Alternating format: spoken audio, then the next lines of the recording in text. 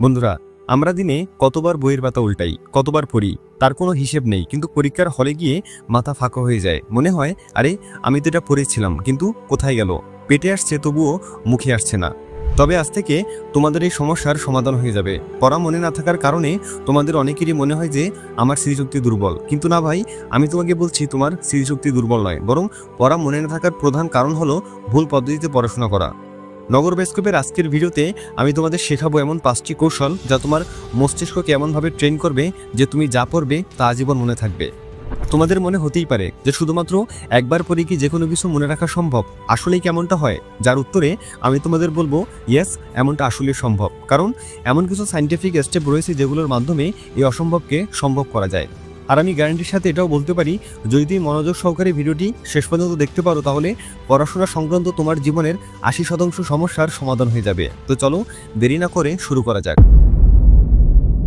স্টুডেন্টদের দুটো ক্যাটাগরি রয়েছে। প্রথম ক্যাটাগরিতে যারা আছে তারা যে কোনো জিনিস একবার পড়েই মনে রাখতে পারে, আর দ্বিতীয় ক্যাটাগরিতে যারা আছে তারা একবার না বারবার পড়েও কোনো কিছু মনে রাখতে পারে না। এমনকি সিলেবাস কমপ্লিট করে বেশ কয়েকবার রিভাইজ দেওয়ার পরেও ব্রেন থেকে সমস্ত কিছু আউট হয়ে যায়।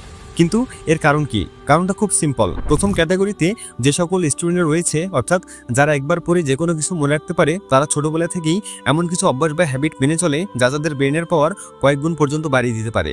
অন্যদিকে দ্বিতীয় ক্যাটাগরিতে থাকা স্টুডেন্টরা সেই সকল হ্যাবিট জানে না কিংবা মেনে চলে না বলেই তাদের আছে এই দশা। এবার আসি কিভাবে পড়াশোনাকে খুব সহজেই মনে রাখা যায়। তার আগে তোমাকে জানতে হবে ছোট্ট একটা বিষয় সম্পর্কে, আর সেটা হলো আমাদের ব্রেইনের মেমোরি। আমাদের ব্রেইনে দুই ধরনের মেমোরি রয়েছে। প্রথমটা হলো শর্ট টার্ম মেমোরি, আর দ্বিতীয়টি হলো long term memory. Short term মেমোরিতে যে সমস্ত জিনিস সেভ থাকে সেগুলো আমরা খুব সহজেই ভুলে যাই। যেমন ধরো, যদি তুমি আজ কিছু একটা পড়ো তাহলে কাল সেই পড়াশোনার 80 থেকে 90% ভুলে যাবে, কারণ সেই পড়াটা তোমার শর্ট টার্ম মেমোরিতে সেভ ছিল, আর এই কারণে একদিনের মধ্যে তুমি সে পড়ার 90% ভুলে গেছো। এবার আসা যাক এই সমস্যার সমাধানে। সমাধানটা খুব সিম্পল। যদি তুমি তোমার পড়াশোনাগুলোকে শর্ট টার্ম মেমোরি থেকে লং টার্ম মেমোরিতে ট্রান্সফার করতে পারো তাহলেই কেল্লা ফতে। কিন্তু কিভাবে তুমি যে কোনো কিছুকে শর্ট টার্ম মেমোরি থেকে লং টার্ম মেমোরিতে ট্রান্সফার করতে পারো? আর এটার জন্য তোমাকে কয়েকটি হ্যাবিটস ফলো করতে হবে। Habits number 1, the memory work technique. Memory work মানে কি? সহজ করে বললে হাঁটতে হাঁটতে পড়া মুখস্থ করা। হাঁটার সময় আমাদের মস্তিষ্ক সবচেয়ে বেশি অ্যাক্টিভ থাকে। এই সময় আমাদের রক্ত সঞ্চালন বাড়ে, এমনকি আমাদের মস্তিষ্কের নিউরনগুলো একটির সাথে অন্যটি কানেক্টেড হয়ে যায়। ফলে আমাদের মনোযোগ বেড়ে যায় এবং খুব সহজেই আমরা যে কোনো কিছু মনে রাখতে পারি। এবার আসা যাক কিভাবে এই টেকনিকটি ফলো করবে। নাম্বার 1, একটি নির্দিষ্ট পথ ঠিক করো, যেই পথে তুমি রিল্যাক্সে হাঁটাচলা করতে পারবে। সেটা হতে পারে ঘরের মধ্যে বা ঘরের বাইরে। নাম্বার 2, পড়ার সময় শব্দ করে পড়ো, যেন শব্দগুলো তোমার কানে পৌঁছায়, কারণ কানে গেলে সেগুলো ভালো মনে থাকবে। নাম্বার 3, পরিবেশের সাথে পড়া মিলিয়ে পড়ো। যেমন নিউটনের তৃতীয় সূত্রটি মনে রাখতে আশেপাশে একটা গাছ কল্পনা করতে পারো, কারণ সেই সময় নিউটন আপেল গাছের নিচে ছিল। অর্থাৎ তোমাকে পড়ার সময় সে সম্পর্কিত যে কোনো কিছু ভিজুয়ালাইজ করতে হবে। এভাবে প্রতিদিন 15 থেকে 20 মিনিট মেমোরি ওয়ার্ক করার অভ্যাস গড়ে তুলতে পারলে তোমার পড়া মনে থাকবে আজীবন। Step number 2, the theta wave. প্রথমে আসি, থিটা ওয়েভ কি?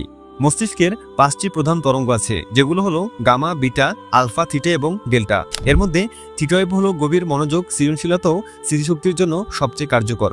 থিটা অবস্থা সাধারণত হয় গভীর ধ্যানের মধ্যে, হালকা ঘুমের সময়ও গভীর মনোযোগ বা ফ্লো স্টেটে।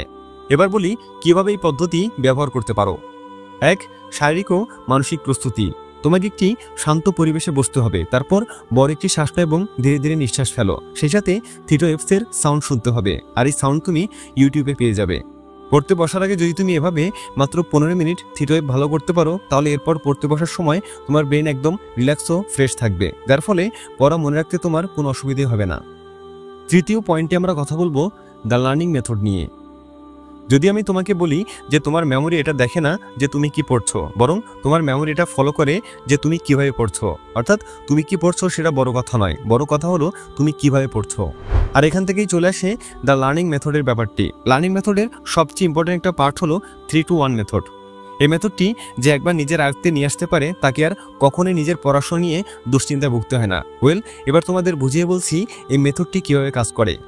3-to-1 মেথড নাম শুনেই বুঝতে পারছো এই মেথডে 3টি স্টেপ রয়েছে, যেগুলো হলো যখনই তুমি কোনো টপিকের উপর পড়াশোনা করবে তখন সেই টপিক থেকে এমন 3টি জিনিস খুঁজে বের করতে হবে যা তুমি ওই টপিক থেকে জানতে পেরেছো কিংবা শিখতে পেরেছো। অর্থাৎ সেই টপিক থেকে তোমাকে 3টি জিনিস খুঁজে বের করতে হবে যা তুমি নতুন জেনেছো।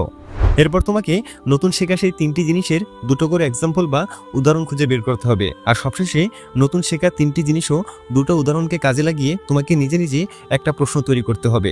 এরপর দেখবে খুব সহজেই তুমি সেই প্রশ্নের সমাধান বের করে ফেলেছ। এই 3-to-1 মেথডটি ফলো করার মাধ্যমে তুমি যে কোনো কিছু মনে রাখতে পারবে। একই সাথে তোমার মস্তিষ্কের লং টার্ম মেমোরিতে জিনিসগুলো সেভ হয়ে যাবে, তাই ভুলে যাওয়ার আর কোনো সম্ভাবনাই নেই। টেকনিক নাম্বার 4, ফাইনম্যান পদ্ধতি, যাকে বলতে পারো শেখার চাবিকাঠি। রিচার্ড ফাইনম্যান ছিলেন একজন নোবেলজয়ী পদার্থবিদ। তবে তিনি শুধু একজন বিজ্ঞানী ছিলেন না, তিনি ছিলেন অসাধারণ শিক্ষকও। তিনি মনে করতেন যদি তুমি কোনো কিছু সহজ ভাষায় কাউকে বোঝাতে না পারো তাহলে তুমি নিজেই সেটা ঠিকমতো বুঝতে পারোনি। এই পদ্ধতি 3টি ধাপে কাজ করে। 1, তুমি যা শিখতে চাও সেটা সহজ ভাষায় ব্যাখ্যা করো। মনে করো তুমি একটা ছোট শিশুকে কোনো কিছু শেখাচ্ছ বা বোঝাচ্ছ। কোনো জটিল শব্দ বা কঠিন সংজ্ঞা ব্যবহার না করে শুধুমাত্র সহজ ভাষায় তুমি যা বুঝেছ সেটা লিখে ফেলো। দ্বিতীয় ধাপ হলো, এখন যা লিখছো সেটা নিজের ভাষায় জোরে জোরে বলো। এরপর খেয়াল করো তুমি কি সত্যি ব্যাখ্যা করতে পারছো। যদি কোথাও আটকে যাও তাহলে বুঝতে পারবে যেখানে তোমার দুর্বলতা।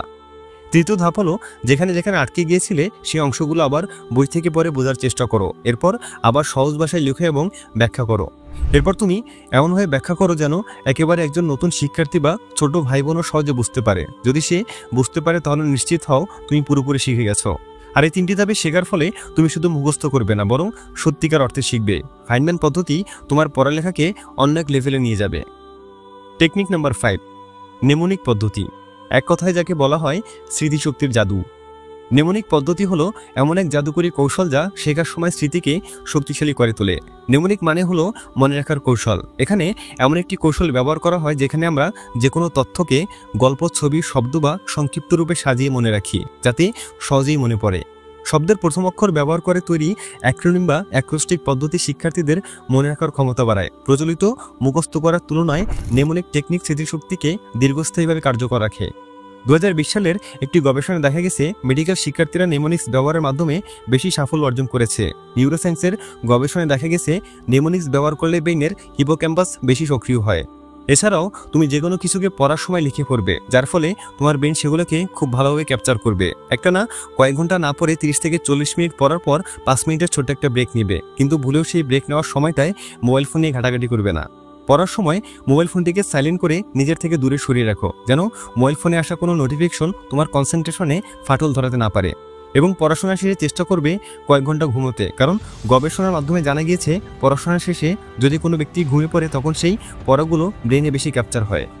তো বন্ধুরা, সহজেই যে কোনো কিছু মনে রাখতে ঘন্টার পর ঘন্টা পড়ার টেবিলে বসে মুখস্থ না করে আজকের ভিডিওতে বলা সায়েন্টিফিক স্মার্ট স্টাডি টেকনিক ব্যবহার করো। একবার করেই দেখো না, এরপর বুঝবে পড়াশোনাটা আসলে কতটা সহজ।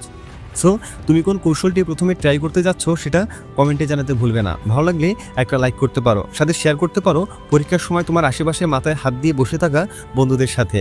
আজকের মতো এখানেই বিদায় নিচ্ছি, দেখা হচ্ছে পরবর্তী ভিডিওতে।